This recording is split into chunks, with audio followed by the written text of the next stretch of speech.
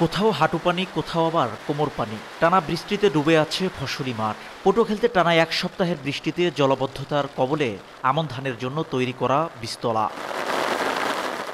কৃষি বিভাগের তথ্যমতে চলতি আমন মৌসুমে পটুয়াখালীতে ১৩,১২০ হেক্টর জমিতে বীজতলা করার লক্ষ্যমাত্রা নির্ধারণ করা হয়েছিল। এর মধ্যে ৩,৭৩৯ হেক্টর জমির বীজতলা তৈরি হয়েছিল, কিন্তু বৃষ্টিতে প্রায় ২,০৪২ হেক্টরের বীজতলা নষ্ট হয়ে গেছে।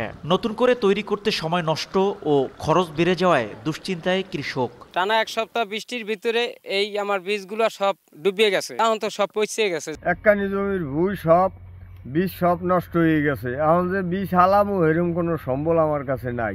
ধান পাওয়া যায় না, কিছু পাওয়া যায় না, টাকা পয়সা নাই, মানুষের কিভাবে কি করবে এরকম কোনো চিন্তা ভাবনা এখন মাথা কাজ করে না। সরকারিভাবে কোনো সহযোগিতা হইতে তাহলে একটু সুবিধা হইতো আমাদের জন্য।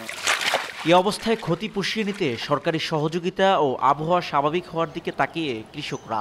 তবে আর্থিক প্রণোদনা সহ ক্ষতিগ্রস্তদের সব ধরনের সহযোগিতার আশ্বাস কৃষি বিভাগের। সামনে যদি আবার কোনো বৃষ্টিপাত না হয় এবং যদি জল পানিতে নিমজ্জিত না হয়, সেক্ষেত্রে সম্পূর্ণ আবাদ করা সম্ভব হবে বলে আমরা মনে করি।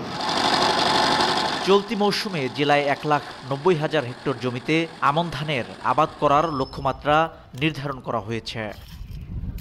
শিকদার জাবির হোসেন, সময় সংবাদ, পটুয়াখালী।